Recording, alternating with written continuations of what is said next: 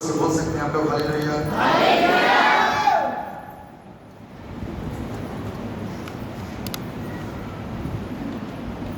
परमेश्वर की योजनाएं बड़ी अलग अद्भुत है, हम सोच नहीं सकते।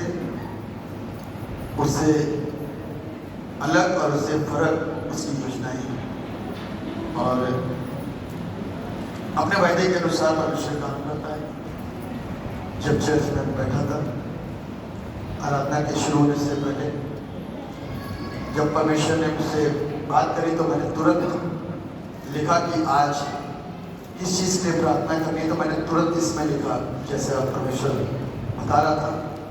और ये आज तीसरे दिन की चौथी हफ्ते की तीसरी शिक्षा है जो परमेश्वर ने मुझसे और आपसे पूरी करने को कहा कि हम दूसरों के लिए प्रार्थना करें, दुश्मनों के लिए प्रार्थना करें, विरोधियों के लिए प्रार्थना करें, क्योंकि परमेश्वर तो मोहब्बत है और उसने हमको मोहब्बत करनी सिखाई।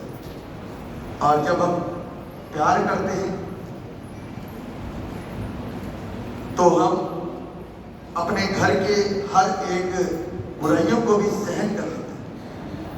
तो ऐसा ही दूसरों के साथ में भी हमको कर लेने की जरूरत और आवश्यकता है ताकि हम आशीषित हो सकें और सामने वाले को भी आशीषित कर सकें। तो इससे पहले कि हम लोग वचन में आगे बढ़ें, अभी आंखों को बंद करेंगे दुआ। परमेश्वर पिता, आपसे प्रार्थना करते हैं आज के इस सुंदर समय के लिए जो आपने हमें दिया। आपकी स्तुति हो, वचन से सिखाइए, आशीषित करिए, अपनी दया में हम सबको बनाएंगे, हम ब्लेस होंगे। यीशु मसीह के नाम से मांगते, आमीन।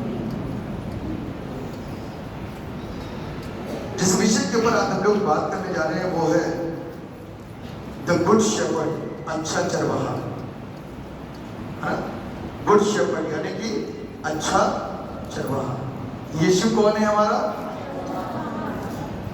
चरवाहे कई किस्म के हैं, कई प्रकार के हैं, लेकिन जिस चरवाहे के विषय में हम और आप बाइबल में सुन रहे हैं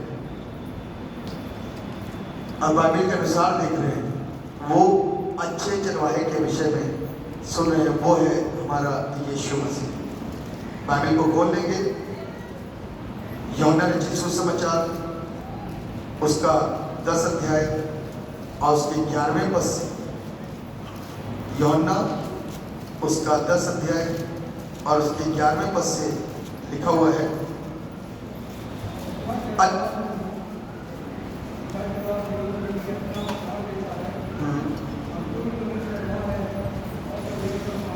हाँ हाँ और किधर कर देता है। हाँ,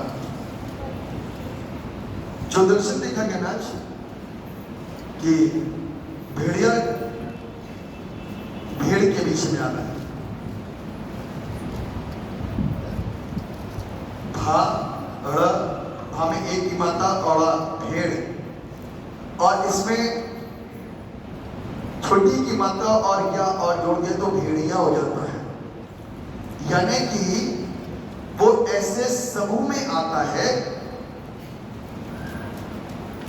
और ऐसा बन करके आता है। उसको मालूम है कि उसका लक्ष्य, उसका काम क्या है। उसको मालूम है कि लोगों को घात करना, लोगों को तबाह करना, प्रभु से अलग करना, उनको गिरा देना, उनको नष्ट कर देना, वो उसका स्वभाव है।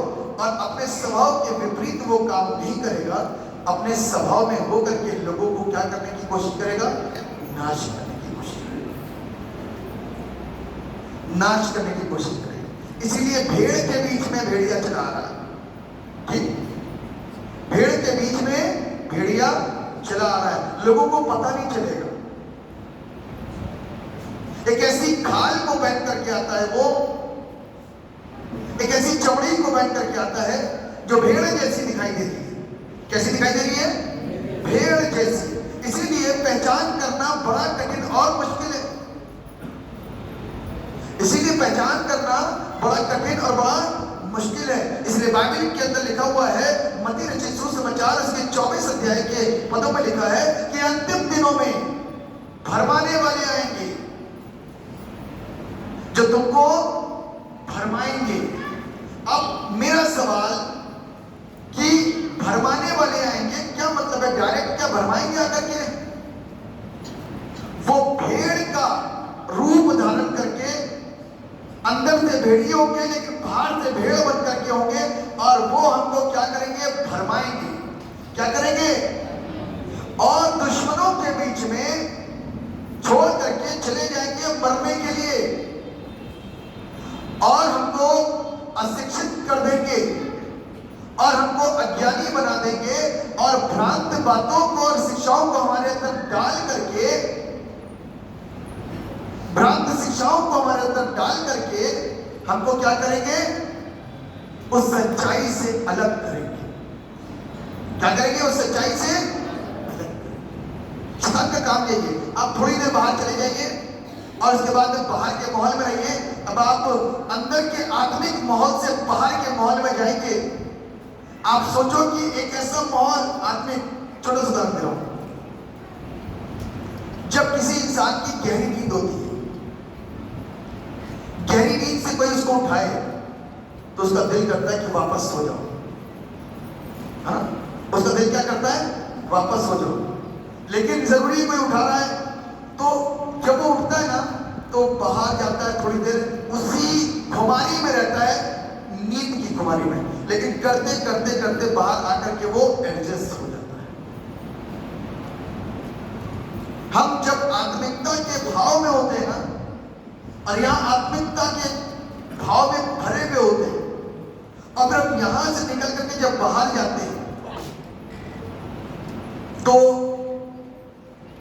भेड़िया हमको और आपको मिल जाता है।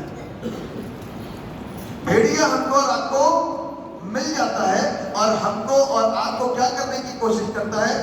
गुमराह करने की कोशिश, बहकाने की कोशिश करता है, बरगलाने की कोशिश करता है, विरोधी बनाने की कोशिश करता है, दुश्मन जैसा स्वभाव अंदर डालने की कोशिश करता है, मृत्यु की ओर ढकेलने की कोशिश करता है। वो करता है। अपनाना ना अपनाना हमारा काम, अपनाना ना अपनाना हमारा काम है। इस चीज के लिए मजबूत शिक्षा की प्राप्ति के लिए परमेश्वर का वचन है कि हम मजबूत कैसे बने। सुन तो लिया है हमने, लेकिन परमेश्वर का वचन हमको मजबूत बनाता। आप चंगे होकर के यहां से गए, मजबूत नहीं होगे। आप पवित्र आत्मा से अभी ताजे ताजे स्पर्श किए गए हो, एक अलग आनंद, आप एक दूसरे से बात करोगे, अलग तेज था। लेकिन मजा उस बात पर है कि जब पवित्र आत्मा अंदर आता है और बना रहता है। आमीन। पवित्र आत्मा टच करता है, वो एक आनंद है, लेकिन थोड़ी देर का। लेकिन जब पवित्र आत्मा अंदर बना रहता है तो वो आनंद है जिंदगी भर का। आमीन। वो आनंद कैसा है? जिंदगी भर का। तो हमको और आपको यदि एक टच हुआ है, एक स्पर्श हुआ है, तो हम बहक सकते हैं। शैतान बहकाने वाला, बरगलाने वाला, बहकाने वाला हमको बहका सकता है मिनटों और सेकंडों के अंदर, क्योंकि वो भी बाइबल को क्या करता है? जानता है। बहकाने वाला क्या जानता है? बाइबल को जानता है। आपको याद होगा कि जब यीशु मसीह की परीक्षा उसने ली तो क्या बोला? जब यीशु मसीह की परीक्षा उसने ली तो क्या बोला था मालूम है?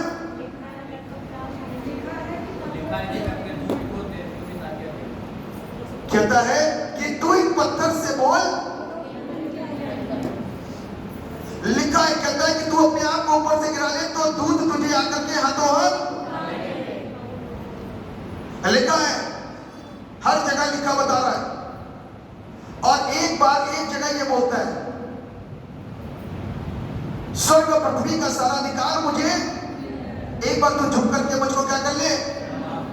तो प्रभु ने उसका जवाब किस चीज से दिया? ध्यान से सुनिएगा। प्रभु यीशु ने जवाब किस चीज से दिया? कैसे दिया? वचन से दिया। आमीन। ये ध्यान रखिएगा, जब आप बाहर जाओगे ना तो बहकाने वाला आकर के बहकाएगा, लिखा है, फिर बोलेगा लिखा है, और यदि आपके पास में लिखे हुए का अर्थ नहीं मालूम है और आप उसको समझा नहीं सकते तो आप वहां पर फेल हो जाओगे। आप उससे पूछोगे कहाँ लिखा है, लिखा सही बता रहे हो, ठीक है मैं तुम्हारी बात को मान लेता हूं। इसीलिए हम विफल होते हैं।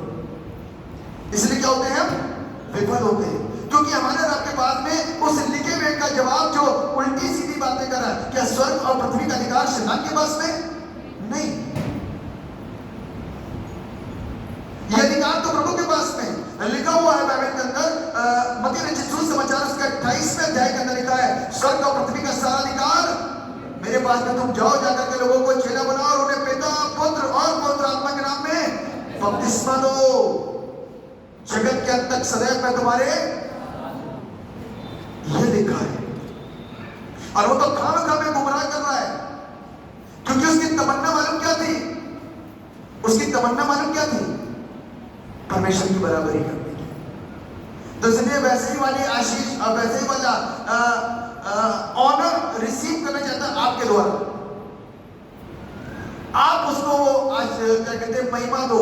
जो महिमा परमेश्वर की, वो महिमा आप किसको दे रहे हो, शैतान को। ठीक है मैं तेरी बात को सुनता हूं, अरे हो सकता है कोई आपसे बाहर जाकर बोले इतनी देर चर्च, इतनी देर आ रहा था, तो आप बहक जाओगे 100%। देखो हाँ भाई, गर्मी के दिन चलने देखो, सारे चर्च तो 1 घंटे में निपट जाते हैं, ये अनोखा चर्च है ना, ये क्या है। लेकिन कभी उनको जवाब भी दे देना कि सारे चर्च के अंदर हो सकता है कहीं कहीं हो तो, लेकिन इस तरीके से चर्च के लिए उपवास की प्रार्थना, दर्शनों के साथ में उनके लिए बात करना, उनके लिए विशेष प्रार्थना का आयोजन करना, ये कम देखने को मिलता है। और जब चर्च के लिए आशीष खोल रही है तो टाइम तो लगता है। यदि आप प्रभु में होगे ना तो वचन से सिखा सकते हो। बंदगी में समय नहीं देखा जाता। कोई चीज को प्राप्त करने के लिए आपको नौकरी मिलनी हो ना, सरकारी नौकरी, आपको साल भर रगड़ देते हैं, पेपर लाओ दो, पैसा दो लाओ दो, यही करते रहोगे साल भर अपने जूते चप्पल रगड़ते हुए, लेकिन फिर भी नहीं मिलेगा। लेकिन यीशु तो देता है, प्रॉमिस करके। आमीन। आज ही तू मेरे साथ स्वर्ग लोक में होगा, कल और परसों नहीं, 1 साल के बाद नहीं, आज ही तू मेरे साथ स्वर्ग लोक में होगा। और वो वायदा पूरा कर दिया उसने। तो इसलिए सच्चा और अच्छा चरवाहा मेरी और आपकी निगरानी करता है, रखवाली करता है और मुझको और आपको समझता है। आमीन।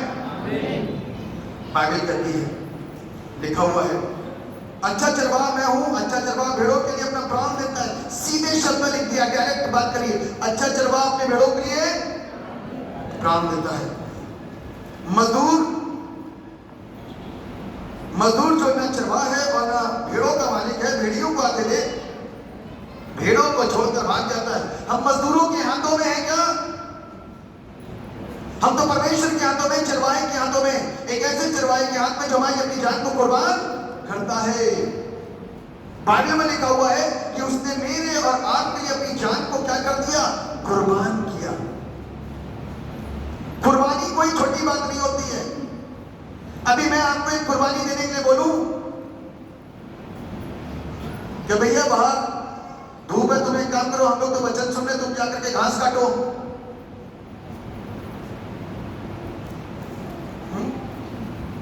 तो ये कुर्बानी होगी, क्या सोचेगा? सब बैठे हुए अंदर और हम कुर्बानी दे रहे हैं। लेकिन इस बात को ध्यान रखना कि आशीष आप ही बटोरोगे। यीशु मसीह सदा काल की आशीषों को प्राप्त करेगा, ध्यान रखिएगा, कर रहा है। जितने लोग आज निकल के आ रहे हैं ना, प्रभु पर विश्वास कर रहे हैं, ये उसके कुर्बानी का नतीजा है। आमीन। अच्छा चरवाहा अपने भेड़ों के लिए अपनी जान, अपने प्राण को देता है। आगे लिखा हुआ है, मजदूर जो न चरवाहा है और न भेड़ों का मालिक है, भेड़ियों को आते देख भेड़ों को छोड़कर भाग जाता है और भेड़िया उन्हें पकड़ता और तितर-बितर कर देता है। भेड़िया का काम क्या है? डरा देना एकदम से। क्या करना? एकदम से डरा देना। जब डराएगा ना एकदम से, तो कोई उधर कोई उधर कोई उधर कोई उधर, चारों तरफ सारी दिशाओं में भाग जाएगा। इसलिए बाइबल कहती है वो इसलिए भाग जाता है कि वो मजदूर है और उसको भेड़ों की चिंता नहीं। अच्छा चरवाहा मैं हूं, मैं अपनी भेड़ों को जानता हूं और मेरी भेड़ें मुझे जानती है। कहता है कि अच्छा चरवाहा मैं हूं, मैं अपनी भेड़ों को जानता हूं और मेरी भेड़ें मुझे जानती हैं। ये कैसी पहचान है? ये कैसी जान पहचान है? प्रभु हमको कैसे जानता है और आप प्रभु को कैसे जानते हैं? ये जान पहचान तो बताइए ना कैसे है? आपको प्रभु कैसे जानता है? एक जगह बाइबल में लिखा है कि मैं तुम्हें नहीं जानता कि तुम कौन हो। तब आप उसको याद दिला रहे थे। बाइबल में लिखा है 5 कुमारियों के विषय में उसने क्या कहा था?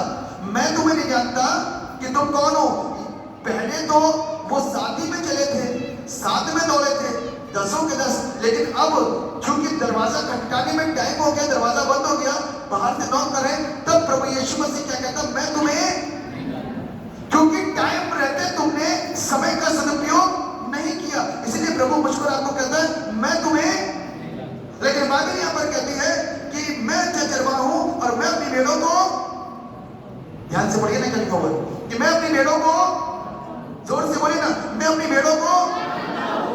जी हाँ, जब आप ऐसे बोलोगे तो ऐसा लगा कि आप जाग रहे हो, वरना तो ऐसा लगेगा आप सो रहे हो। बाइबल में खोल करके भी बैठे, अपनी अपनी बाइबल को खोल करके बैठिएगा, ताकि जहां पढ़ाया जा रहा ना वो आपके दिमाग में आ सके। कहता अच्छा चरवाहा मैं हूं और मैं अपनी भेड़ों को क्या करता हूं? जानता हूं। कैसे जानता है? क्या पहचाना हमारी रब की? जिन लोगों को उसने अंदर लिया ना, उनको वो जानता था, उनको वो, क्योंकि वो समय पर थे, क्योंकि वो 5 अकलमंद कुमारियां कैसे में थी? समय पर थी और समय से पहले वहां पर मौजूद थी। जब प्रभु था, जब दूल्हा था, तो उसी बारात में शामिल हो गए। बाराती को दुनिया की कोई ताकत रोक नहीं सकती। बाराती को कोई रोकता है?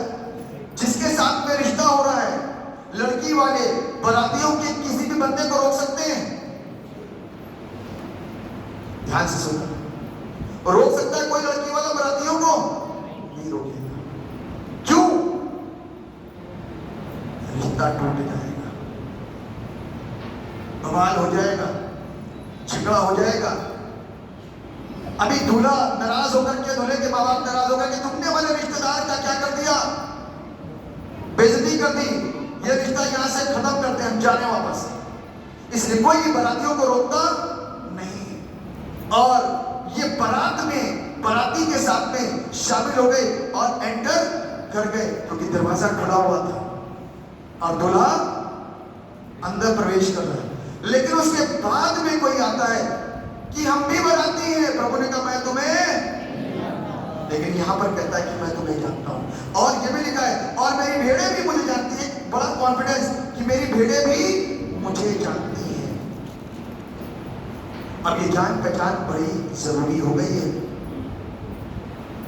प्रभु मुझको ऐसे जानता है कि जब वो पिता से बातें करता है ना, यूहन्ना 17 अध्याय के अंदर पिता से बातें करता, 16वें अध्याय के अंदर, कि पिता जैसे हमने दुख उठाया वैसे इन लोगों ने भी दुख उठाया, इन्होंने भी कुर्बानियां दी हैं, इन्होंने भी हर हफ्ते चर्च जाकर के अपनी उपस्थिति को देकर के कुर्बानियां दी हैं। इनके फाइनेंस की प्रॉब्लम थी, लेकिन फिर भी ये चर्च लगातार आते रहे। इनके साथ में तकलीफें थी, लेकिन फिर भी चर्च आते रहे। बीमारी के वक्त में कोई नहीं आता, लेकिन फिर भी ये चर्च जाते रहे। इन्होंने बीमारी की चिंता नहीं करी, इन्होंने यीशु आपको, प्रभु आपको स्वीकार करने के लिए हमेशा ये चाहत को रखा, इसलिए इन्होंने कुर्बानियां दी। प्रभु मैं इनको जानता हूँ, पिता मैं इन्हें जानता हूँ, अब्बा मैं इन्हें जानता हूँ। और आप जो समय दे रहे हो कि यही सच्चा प्रभु है, यही जिंदा परमेश्वर है, यही मार्ग और यही सत्य और यही जिंदगी है, मैं जानती हूं, मैं जानता हूं मरियम के समान, तो वो क्या होगा? जान पहचान में आ जाएगा। प्रभु आपको जानता है और आप प्रभु को। ये जान पहचान कब बढ़ती है मालूम है? जब अकेले वक्त में प्रभु से बातें कर रहे होते हैं, जब अपनी कोठरी में बैठ करके प्रभु से बातें कर रहे होते हैं, जब हमारा कनेक्टिविटी प्रभु के साथ में जुड़ जाती है, तो जान पहचान बढ़ जाती है। प्रभु मुझको सुनना शुरू कर देता है और मैं प्रभु को सुनना शुरू कर देता हूं। ये जान पहचान है। बाकी एक और बात बता रही है, लिखा हुआ है जैसे पिता मुझे जानता है और मैं पिता को जानता हूं, और मैं भेड़ों के लिए अपना प्राण देता हूं। मेरी और भी भेड़ें हैं जो इस भेड़शाला की नहीं, मुझे उनका भी लाना अवश्य है। वे मेरा शब्द सुनेंगी, तब एक ही झुंड और एक ही चरवाहा होगा। वो मेरा शब्द सुनेंगी। कुछ लोग बाकी हैं अभी, कुछ लोग बाकी हैं। सबसे पहले कौन था प्रभु के लिए? इस्राएल कौन थी? इस्राएल, प्रभु की चुनी हुई कौम, इस्राएल कौम। जब उन्होंने शब्द सुनना बंद कर दिया तो बाइबल बता रही है ये शब्द और कहीं चला गया। कहां चला गया? अन्य जातियों में। जिन्होंने इस शब्द को सुनना बंद कर दिया तो ये शब्द अर्थात प्रभु यीशु कहां चला गया? अन्य जातियों के बीच में। और उनके बीच में ये शब्द बढ़ना शुरू कर दिया और लोगों ने इस शब्द को सुनना शुरू कर दिया। इसलिए बाइबल में लिखा है वो मेरा शब्द सुनती है। क्या लिखा हुआ है? वो मेरा शब्द सुनती है। शब्द कौन है? वचन। वचन क्या है? यीशु। यीशु कौन है? जो आदम में था, यानी कि सृष्टिकर्ता के साथ में था। जो निकल रहा था वो वचन था। जो काम हो रहा था वो वचन के द्वारा हो रहा था। आमीन। तो कितनी एक परमेश्वर की मौजूदगी वहां पर थी। इसलिए जो भेड़ मेरा शब्द सुनेगी वो आशीषित होगी। और तब एक ही गल्ला और एक ही गलरिया होगा, एक ही झुंड और एक ही चरवाहा होगा। इसलिए मैं प्रियो अपने चरवाहे को पहचानना, अपने चरवाहे को पहचानना।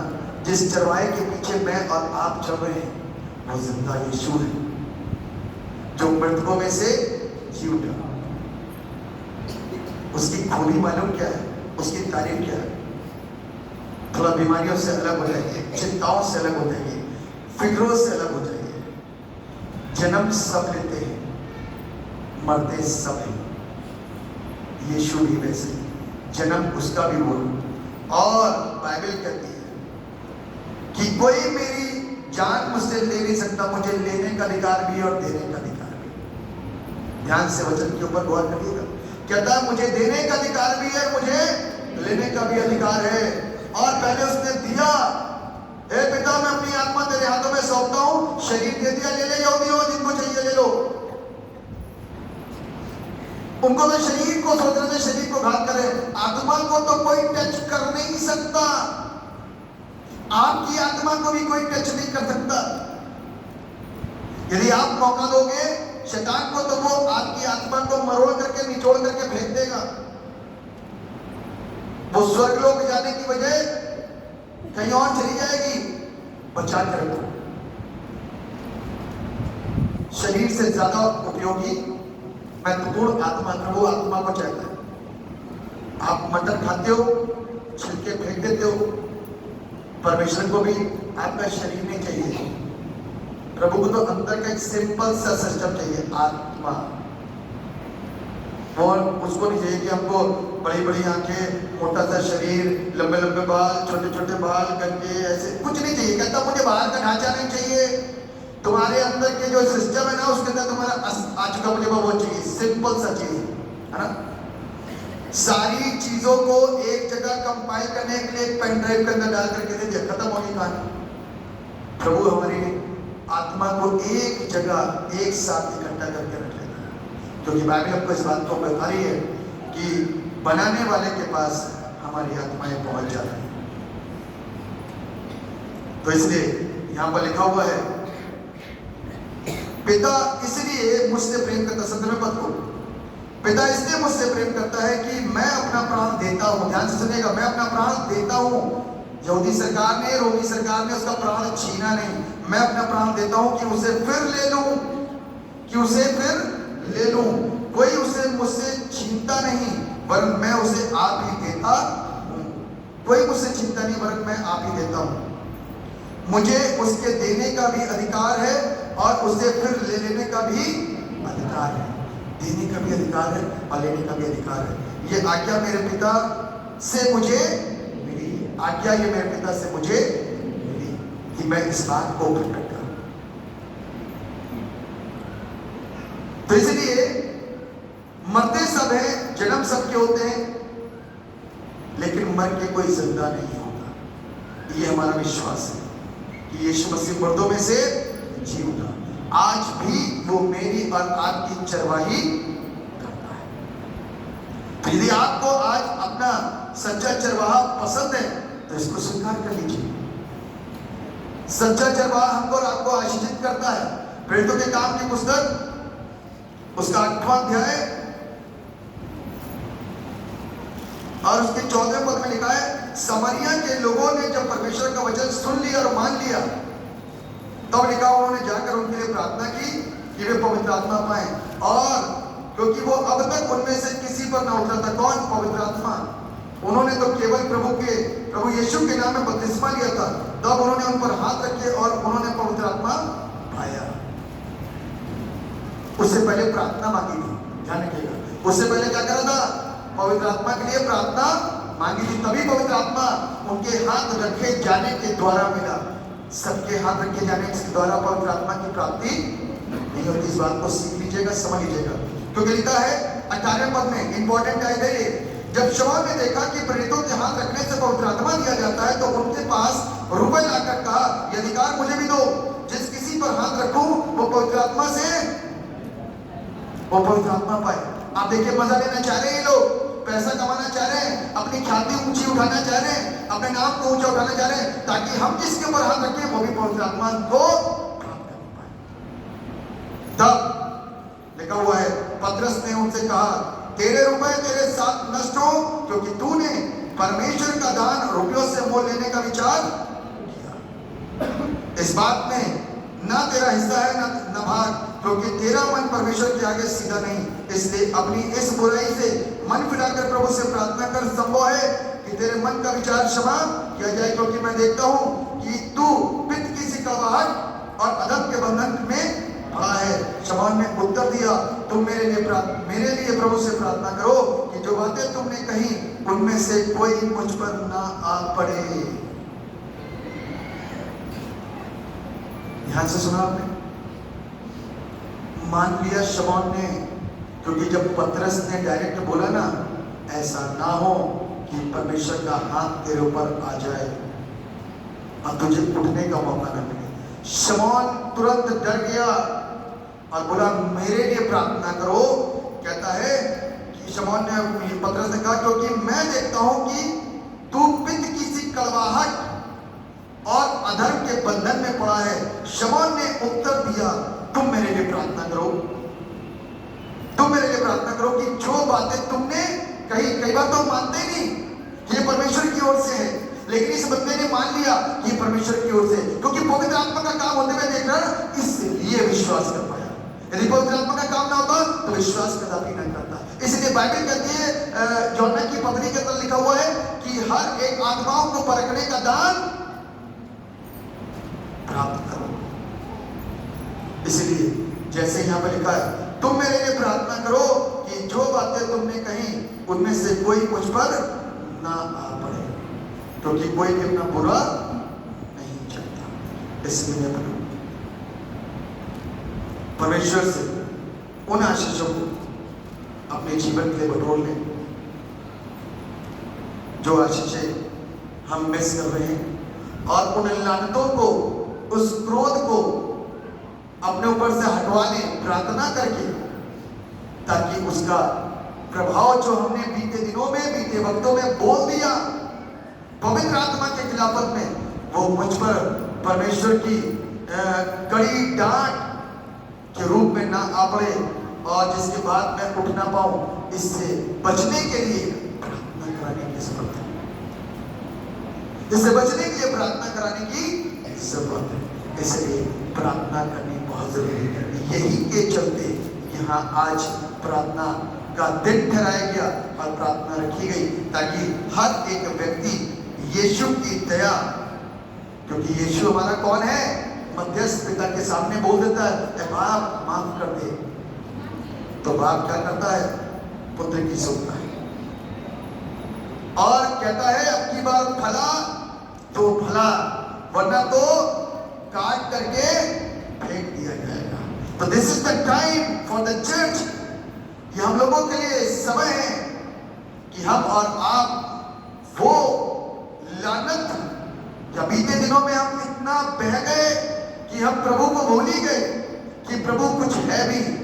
जब प्रभु के साथ जुड़े थे, प्रभु के साथ बने थे, तो प्रभु प्रभु प्रभु होता था, लेकिन अलगाव हमको परमेश्वर से अलग कर, क्योंकि बहकाने वाला और बरगलाने वाला हमको परमेश्वर से दूर ले जाने के पूरी रीति से तैयार है। इसलिए मैं प्रियो, संसारिक प्रभाव को अपने पद पड़ने मत देना, स्थिर रहना, दृढ़ विश्वास में बने रहना, क्योंकि सूरज, चांद, सितारे, जितनी दिखने वाली श्रेष्ठ वस्तु है सब उसने बनाई, और आप उसको छोड़ करके सृष्टि की उपासना करते हैं। मुझसे लेकर के, यानी कि इंसान से लेकर के जो कुछ दिखने में आ रहा है सब सृष्टि है, और वो सृष्टि करता है। तो हमारा फर्ज किसकी इबादत करने का बनता है? सृष्टि का कि सृष्टिकर्ता का? तो इसलिए सही और सही संदेश के साथ में सृष्टिकर्ता कौन है, क्योंकि अब भीड़ में बहुत सारे लोग दौड़ में दौड़ने के खड़े हो गए हैं कि हम भी सृष्टिकर्ता, हम भी सृष्टिकर्ता, हम भी सृष्टिकर्ता प्रूफ करने की कोशिश कर रहे हैं। लेकिन इस बात को ध्यान रख लेना कि पैदा सब होते हैं, मरते सब हैं, लेकिन मृतकों में से जी कोई नहीं उठता। हमें ये संदेश समझ में आ रहा होगा। और किसी का नाम काम नहीं करता, सिर्फ एक ही नाम है जो आज तक काम कर रहा है, वो है इतनी धीरे से, वो है जिस नाम से बंधन टूटते हैं, हालेलुया के नारे लगे तो यरीहो की दीवार गिर गई। कहां गिरी थी? अंदर की बाहर? बताइए ना। अंदर गिरी थी, वो अंदर गिरी दीवारें, और इन्होंने बाहर से कर दी। इनके ऊपर गिरती तो ये नहीं कहता बोलते, अंदर गिरी और अंदर के लोग दबे, और वहां, और इसके ऊपर बाहर से आकर चारों तरफ से गिरी, तो चारों तरफ से इन्होंने हमला धावा बोला, और वो सब उल्टे सीधे भागे और छोड़ करके यरीहो भाग निकले। इसलिए हमको और आपको शिक्षित होने की जरूरत है कि हम परमेश्वर के वचनों को सही तरीके से सीखें। हम जिसकी इबादत कर रहे हैं वो जिंदा है ना, हम मृत की इबादत नहीं करते, इससे हमको कोई लाभ नहीं मिलने वाला। हम इसको क्यों पूजें? अपने समय को क्यों बर्बाद करें? अब कब तक समय को बर्बाद करें? मेरे को पूछ करके कोई लाभ नहीं मिलने वाला। हम अपने समय को बर्बाद मत करें। मेरे द्वारा आपको ज्ञान और शिक्षा मिल सकती है, वो भी वहीं तक जहां तक आप सीख रहे हो, लेकिन उससे कहीं ज्यादा अधिक और सर्वोच्च ज्ञान पवित्र आत्मा देगा। इसीलिए आप पहले परमेश्वर के भवन में आओ, वचन को पढ़ो, सीखो, और पवित्र आत्मा की मांग करो, तब वो आपकी बुद्धि को खोलेगा। तब पवित्र आत्मा के सिखाए जब आप चलोगे तो आपको दुनिया की कोई ताकत बहका नहीं। परमेश्वर इस वचन के द्वारा हम सबको आशीष दुआ करेंगे। सर्वशक्तिमान परमेश्वर, हम आपको धन्यवाद देते हैं इस जीवन के लिए जो आपकी ओर से, आपकी तरफ से सबको बरकत दीजिए। इतने यहाँ पर मौजूद हैं, वे सब प्रभु आपके वचन के द्वारा ब्लेस किए जाएं और अपने चरवाहे को खोजना शुरू करें कि उनका सच्चा चरवाहा कौन है। चर्च के अंदर, चर्च भी एक चरवाहा है। चर्च के लोग के अंदर से मिलने वाला प्रेम दूसरों के लिए प्रभु यीशु मसीह के स्वभाव को दिखाता है। हम यीशु मसीह को अपना चरवाहा मानते हैं और उसकी शिक्षाओं को ग्रहण करते हैं, तो हमको भी यीशु मसीह जैसा बनने की जरूरत है। आप दया करेंगे, हम आशीष पाएंगे। सब पर अपना अनुग्रह और सब पर अपना यीशु के नाम से आमीन। नीचे का विश्वास है, बोलेंगे प्रेस से क्या